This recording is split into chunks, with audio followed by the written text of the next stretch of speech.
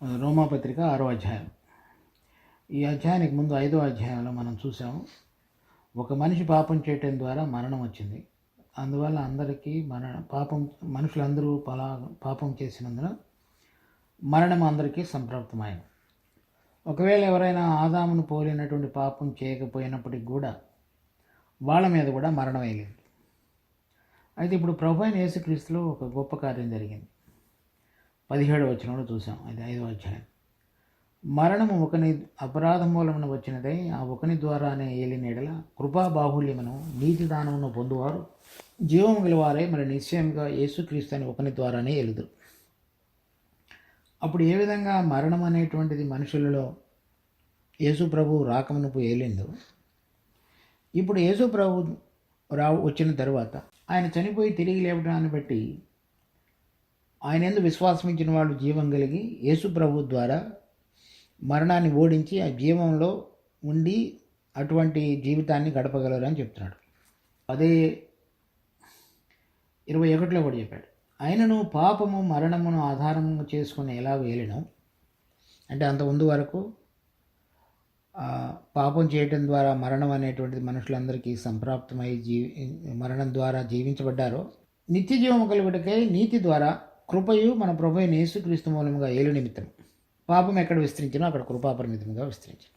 అంటే ఏంటి?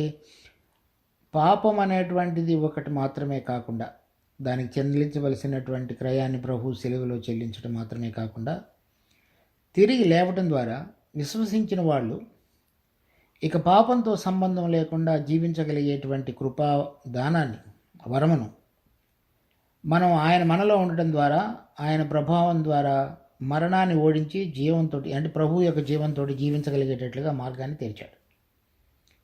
అది 5వ అధ్యాయంలో చెప్పబడింది. అంటే 2 విషయాలు ఎప్పుడు గుర్తుపెట్టుకోవాలి. ఒకటి, పాపం అనేటువంటిది ఏదైతే మూలం ఉన్నదో మనలో, అది ప్రభు యొక్క శిలువలో చనిపోవడం ద్వారా దేవుడు విశ్వసించిన ప్రతి వాళ్ళు కూడా దాని శిక్ష నుంచి తొలగించాడు. ప్రభు తిరిగి లేవటం ద్వారా ఆ పాపము మన శరీరం ఆస్పదం చేసుకుని ఏలాలని చూస్తున్నదో, ప్రభు యొక్క జీవం మనలో పనిచేయటం ద్వారా దాని ప్రభావాన్ని కూడా తీసివేశాడు. అప్పుడు మనలో యేసు ప్రభు ద్వారా ఆయన యొక్క జీవం ఏలేటువంటి విధంగా మార్గాన్ని విశ్వసించిన ప్రతి వాళ్ళకి తెరిచాడు. అదే సారాంశం 6వ అధ్యాయంలో చెప్తున్నాడు. సో 4వ వచనం 6వ అధ్యాయం. కాబట్టి తండ్రి మహిమ వలన క్రీస్తు మృతులలో నుండి ఎలాగూ లేపబడినో, అలాగే మనమును నూతన జీవము పొందిన వారమై నడుచుకున్నట్లు మనము బాప్తిజం వల్ల మరణంలో పాలు పొందుటకై ఆయనతో కూడా పాతిపెట్టబడుతుంది. కనుక ఇప్పుడు మనము నూతన జీవనం పొందిన వారమై నడుచుకున్నట్టానికి, అక్కడ 5వ అధ్యాయంలో నూతన జీవం మనలో ఏగలిగినట్లుగా, అంటే ఇంకా మన లైఫ్ అప్పుడే స్టార్ట్ అయింది. ఇప్పుడు జీవం పొందిన వారమే నడుచుకున్నట్లు, అంటే మన రెగ్యులర్ వాక్. ఒకసారి ప్రభువు జరిగించినటువంటి కార్యం.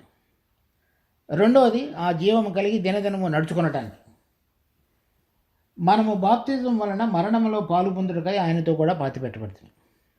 అంటే పాత స్వభావం విషయమై ఆయనతో మనల్ని ఐక్యపరచుకునటం ద్వారా, అంటే బాప్తిజం ఇచ్చినప్పుడు అదే మనిషి చెప్తున్నది, నేను పాత స్వభావం విషయమై చనిపోయాను, నూతన స్వభావం విషయమై ప్రభు అయిన యేసుక్రీస్తులో నేను నిలబడి ఆయన ద్వారా జీవించగలుగుతాను అనేది చెప్తున్నాడు, జీవించుతానని. అలా నడుచుకోవటానికి మనం ఆ బాప్తిజం అనేటువంటి దాని ద్వారా సాక్ష్యం ఇచ్చాం. బాప్తిజం అంటే ఏంటి? అది పాతది ముంచివేయబడటం, లేకపోతే పాతి పెట్టబడటం. తర్వాత పునరుద్ధానం అంటే ఏంటి? అలా ముంచివేయబడినటువంటి పాత స్వభావాన్ని విడిచిపెట్టి కొత్త స్వభావాన్ని ధరించుకొని జీవించడం. నిన్న మనం చూసింది కూడా యోహాను సువార్త 3వ అధ్యాయం 5వ వచనం. నీటి ద్వారాను ఆత్మ ద్వారాను జన్మించితేనే కానీ, ఇదే ఉద్దేశం అన్నమాట. అంటే నీటి ద్వారా అంటే బాప్తిజంలో సాక్ష్యం ఇవ్వటం, ఆత్మ ద్వారా అంటే చనిపోయినటువంటి మనిషి మళ్ళీ నూతనంగా ఏ విధంగా జీవించాలో దాని యొక్క ప్రభావం అనేటువంటి ఆత్మ ద్వారా వచ్చి జీవించడం. 5వ వచనం. మరియు ఆయన మరణం యొక్క సాదృశ్యమందు ఆయనతో ఐక్యం గలవారమైన ఎడల ఆయన పునరుద్ధానం యొక్క సాదృశ్యమందును ఆయనతో ఐక్యం గలవారమై ఎందుకు. మరణంతో కనుక మనం ఐక్యపరచుకుంటే పునరుద్ధానంలో కూడా ఐక్యపరచుకుంటాం. మరణంతో కనుక ఐక్యపరచుకుంటే మనలో ఉన్నటువంటి పాపాన్ని ఏలేటువంటి శక్తి పోయింది దానికి. పునరుద్ధానంలో కనుక పాలు పొందుకుంటే అది అంతవరకు ఆగితే కుదరదు. నూతన జీవం కలిగి మళ్ళీ ప్రభువును పోలి నడుచుకోవాలి, జీవించాలి కదా మనిషి. సో చనిపోయిన స్థితిలోనే ఉండడు కదా. ఆ జీవం అనేటువంటిది ప్రభు అయిన యేసుక్రీస్తు పునరుద్ధాన జీవం ద్వారా నడుచుకోవాలి. దానికి చెప్తున్నాడు అనమాట. ఈ 4 స్టెప్స్ చెప్పారు ఈ అధ్యాయంలో. 11వ వచనంలో ఫస్ట్ థింగ్, అటువలే మీరును పాపము విషయమై మృతులుగాను దేవుని విషయమై యేసుక్రీస్తునందు సజీవులుగాను మిమ్మల్ని మీరే ఎంచుకున్నట్టు. పాపం విషయంలో మీరు మృతులుగా ఎంచుకోవాలి. తర్వాత దేవుని యొక్క విషయమై క్రీస్తు యేసునందు సజీవులుగా మిమ్మల్ని మీరే ఎంచుకోండి. ఇక్కడ చూడండి 10వ వచనంలో, ఎలయనగా ఆయన చనిపోవుట చూడగా పాపం విషయమై ఒక్కసారే చనిపోయాను, జీవించుడు చూడగా దేవుని విషయమై జీవించుతున్నాడు. అంటే దేవుడు ఏ విధంగా కోరుతున్నాడో జీవించాలని మనిషి అలా జీవించుతున్నాడు. అలాగే మనం కూడా పాపం విషయమై మృతులుగాను దేవుని విషయమై జీవించగలగటానికి, అంటే దేవుడు ఏ విధంగా పరిశుద్ధుడో నీతిమంతుడో ఆ విధంగా జీవించగలగటానికి సజీవులుగా మిమ్మల్ని మీరే ఎంచుకోవాలి. That is the first step. అంటే మొట్టమొదటిగా మనం తెలుసుకోవాల్సిన విషయం ఏంటంటే, ప్రభు నా కొరకు చనిపోయాడు, మరలా తిరిగి 3వ దినం మృతుల్లో నుంచి లేచాడు.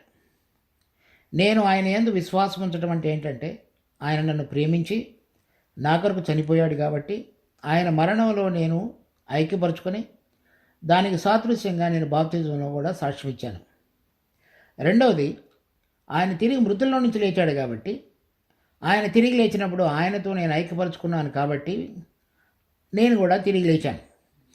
కనుక ఆయన తిరిగి లేచిన తర్వాత ఏ విధంగా దేవుని కోసం జీవించాడో, దేవుని కొరకు జీవించాడో అది నా జీవితంలో కూడా అప్లికబుల్ అవుతుంది. కానీ ఆ విషయాన్ని మన అకౌంట్లో, అంటే మన పద్దులో రాసుకోవాలి. ఎలా? ఇప్పుడు ఏదైనా సరే మన విషయం కానిది మనకి క్రెడిట్గా, అంటే మన పక్షంగా చేసినట్లుగా దేవుడు ఏ విధంగా చూపిస్తున్నాడో దాన్ని మనం అన్వయించుకోవాలి, లేకపోతే విశ్వసించి దాన్ని గ్రహించి తెలుసుకోవాలి. అది మన పక్షంగా ఉందనేటువంటి సూత్రం. ప్రభు చనిపోయాడు, నా పాపం నా పాత స్వభావం చనిపోయింది. ప్రభు లేచాడు, నేను కూడా తిరిగి లేచాను.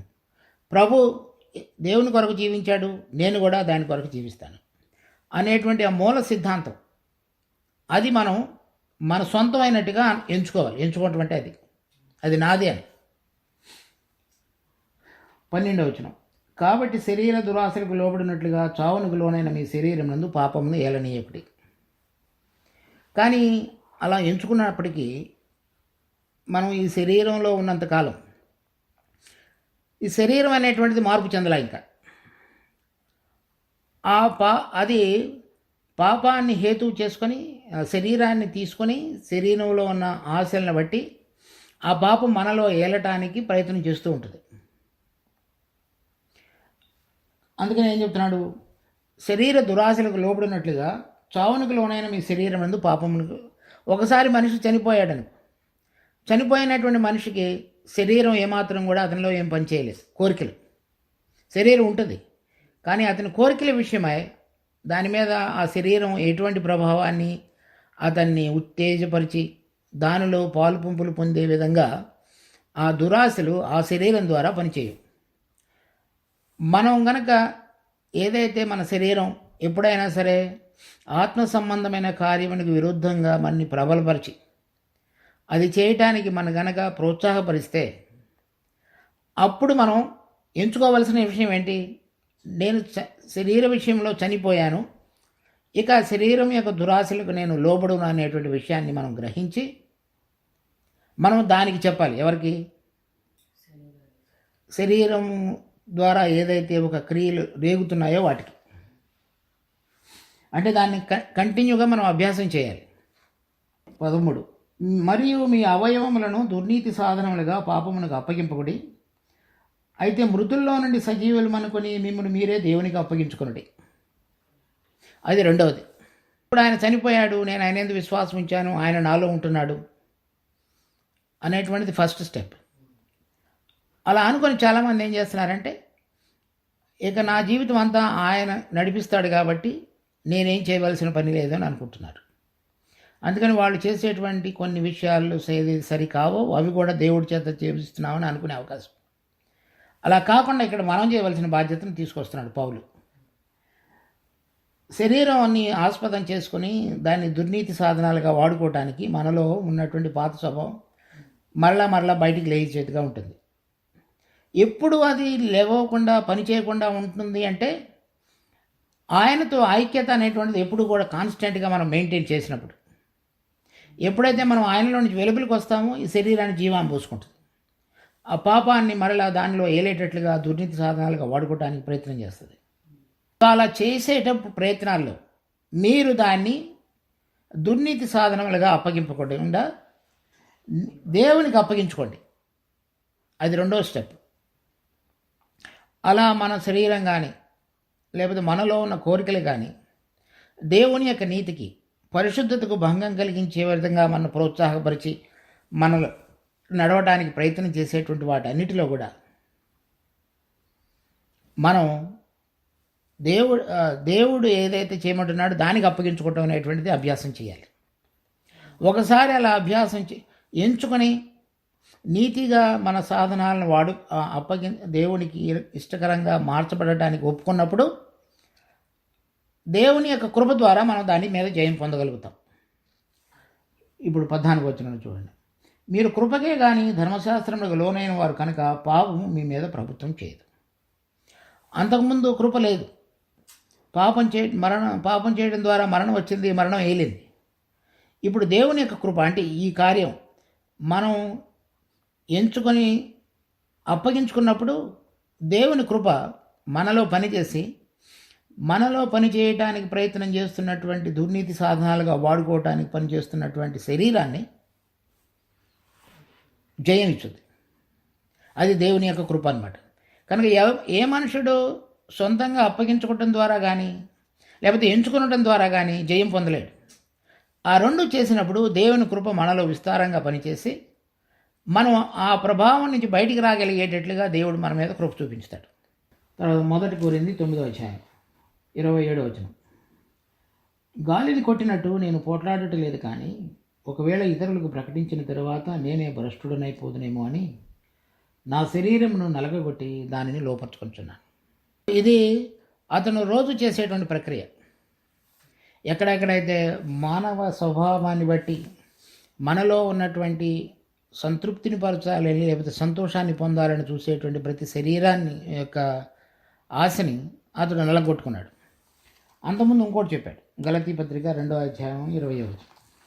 నేను క్రీస్తుతో కూడా సిలువ వేయబడి ఉన్నాను. మనం చదివినటువంటి 6వ అధ్యాయం 4-5 వచనాల్లో చెప్పబడినట్టు నేను క్రీస్తుతో కూడా సిలువ వేయబడి ఉన్నాను, ఇక జీవించువాడని నేను కాను. ఇప్పుడు మనం చదివినటువంటి 2 అంశాలు, ఒకటి ఎంచుకోవటం, రెండవది అప్పగించుకోవటం. ఆ 2 1 కొరింథీ 9వ అధ్యాయం 27వ వచనంలో ఇక్కడ చూస్తున్నాం పౌలు జీవితంలో. ఇక జీవించువాడన నేను కాదు, క్రీస్తే నా యందు జీవించుతున్నాడు. నేను ఇప్పుడు శరీరం అందు జీవించుతున్న జీవితము నన్ను ప్రేమించి నా కొరకు తను తాను అప్పగించుకున్న దేవుని కుమారుని అందలి విశ్వాసం వలన జీవించుతున్నాను. అంటే ఎంచుకోవటం అనేటువంటిది, అప్పగించుకోవడం అనేటువంటిది, ఆ మొత్తం ప్రక్రియని విశ్వాసం ద్వారా ఒక విశ్వాసి కొనసాగించినప్పుడు దేవుని యొక్క కృప మనలో అపరిమితంగా పనిచేసి మనలో ఉన్నటువంటి ఆ దురాశలన్నిటి మీద జయం పొందగలగటానికి సహాయపడతాడు. అప్పుడు మనిషి దేవుని కొరకు జీవిస్తాడు. దేవుని కొరకు జీవించడం అంటే ఏంటి? దేవుడు ఏ విధంగా నీతిని చేయమని కోరుతాడో లేకపోతే ఆయన దృష్టిలో ఆమోదకరమైనటువంటి విషయాలు ఉంటాయో అవి చేయటం అనేటువంటిది దినదినం అభ్యాసం చేయగలుగుతాడు. అట్లయిన ఎడల 15వ వచనం. కృపగే కానీ ధర్మశాస్త్రమునకు లోనగు వారము కామని పాపం చేయదుమా? అది అన్నిటికీ కూడదు.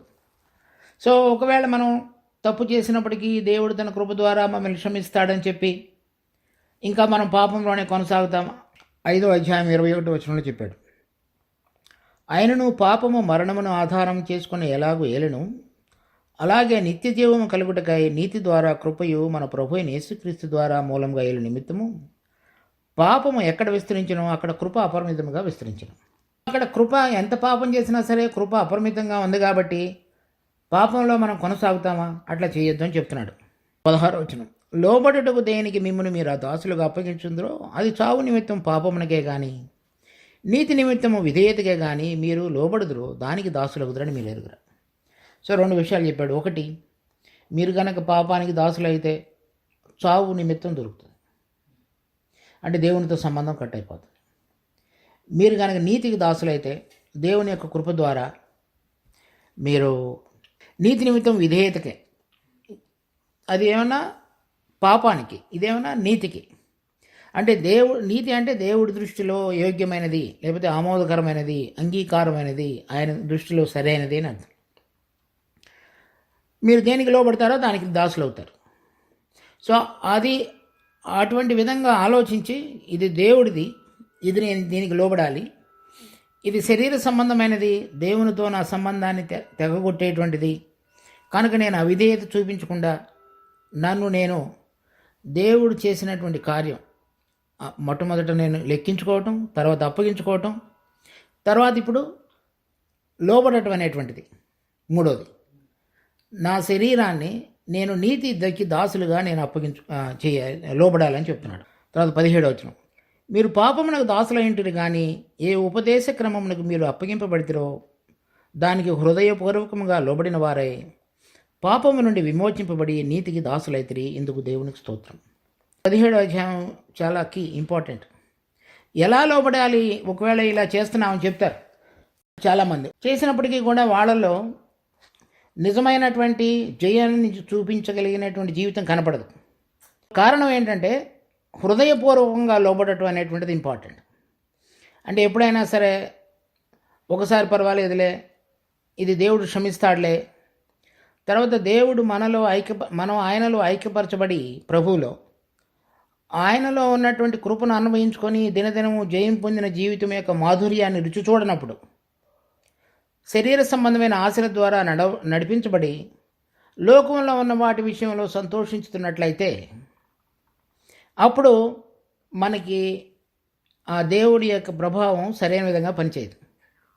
హృదయపూర్వకంగా లోబడుతున్నాడు ఏంటంటే గుర్తు ఏంటంటే పాపాన్ని అసహించుకోవటం, నీతిని ప్రేమించటం, దేవునితో జీవాన్ని కోరుకోవటం, తర్వాత మరణాన్ని ద్వేషించటం. అటువంటి గుణం కలిగి అది మన యొక్క అంతరంగంలో నుంచి, హృదయంలో నుంచి వచ్చినప్పుడు మాత్రమే అది సరైన విధంగా మన జీవితంలో అమలవుతుంది. 19వ వచనం, మీ శరీర బలహీనతను బట్టి మనుష్య రీతిగా మాట్లాడుతున్నాను, ఏమనగా అక్రమము చేయుటకై అపవిత్రతకు అక్రమమునకు మీ అవయవములను దాసులుగా ఎలాగో అప్పగించుదురో అలాగే పరిశుద్ధత కలుగుటకై ఇప్పుడు మీ అవయవములను నీతికి దాసులుగా అప్పగించటం. అప్పుడు అలా చేశారు, ఇప్పుడు నీతికి దాసులు. నీతికి దాసులు అంటే మొట్టమొదటి నుంచి అదే చెప్తున్నది, దేవుడు కోరినటువంటి దాని యొక్క క్రమంలో దినదినము జీవించడం. ప్రభు యొక్క జీవితం మొట్టమొదటి నుంచి చివరి వరకు ఆయన చిత్త ప్రకారం, ఆయన ఉద్దేశించిన దాని ప్రకారం, ఆయన ఏర్పాటును నెరవేర్చడానికి ఏ విధంగా దినదినము దేవుడు మనం నడిపించాలని కోరుతున్నాడో అది చేయటం అనేటువంటిది దేవుని యొక్క నీతి. 20, మీరు పాపమునకు దాసులు అయినప్పుడు నీతి విషయమై నిర్బంధం లేని వారే ఇంటది, వాటి అంతము మరణమే. ఆయనను ఇప్పుడు పాపము నుండి విమోచింపబడి దేవునికి దాసులైనందున పరిశుద్ధత కలుగుటయే మీకు ఫలము, దాని అంతము నిత్యజీవం. ఏలైనగా పాపము వలన వచ్చు జీతం మరణము, అయితే దేవుని కృపావరము మన ప్రభు అయిన యేసుక్రీస్తునందు నిత్యజీవం. చివరికి వచ్చేటువంటి ఫలం ఏంటంటే 22వ వచనంలో చెప్పాడు, ఇప్పుడు పాపము నుండి విమోచింపబడి దేవునికి దాసులైనందున పరిశుద్ధత కలుగుటయే మీకు ఫలం. అక్కడ ఏం చెప్తున్నారు? ఇందాక 19వ వచనంలో పరిశుద్ధత కలుగుటగా ఇప్పుడు మీ అవయవములను నీతికి దాసులుగా అప్పగించండి. అంటే నీతి క్రియలు జరిగించుతూ ముందుకు కొనసాగడం ద్వారా పరిశుద్ధత అనేటువంటిది మనకి కలుగుతుంది. ఎఫెసీ పత్రిక 4వ అధ్యాయం 24వ వచనం, నీతియు యథార్థమైన భక్తియు గలవారై దేవుని పోలికగా సృష్టించబడిన నవీన స్వభావమును ధరించుకునే వాళ్ళు. ఇక్కడ చెప్పబడింది అది ఒకటే అనమాట. అలా నీతి కలిగి పరిశుద్ధత వైపు నడుచుకుంటున్నప్పుడు మనలో ఏం జరుగుతున్నట్లు? దేవుడు మొట్టమొదటిలో మన ఏ పోలికలో సృష్టించాడో ఆ పోలిక మరలా ఏర్పరచబడుతుందని అర్థం. కనుక మనం దేవుని పోలికలోనికి రావాలి అంటే ఈ విధంగా మనం ఎంచుకోవటం, తర్వాత అప్పగించుకోవటం, తర్వాత లోబడటం, తర్వాత నీతి క్రియలు మన జీవితంలో దినదిన అభ్యాసంలో ముందుకు సాగి పరిశుద్ధతలో ప్రవేశించటం, వీటి ద్వారా దేవుడు మనుషుడు సృష్టించినప్పుడు మొట్టమొదటిలో ఉన్నటువంటి ఏ సారూప్యం అయితే ఉండి పాపం చేయకముందు దేవుడు పోలికగా సృష్టించాడు, మరలా అటువంటి స్వభావంలోనికి మనిషి రాగలుగుతాడు. అది దేవుని యొక్క ఉద్దేశం.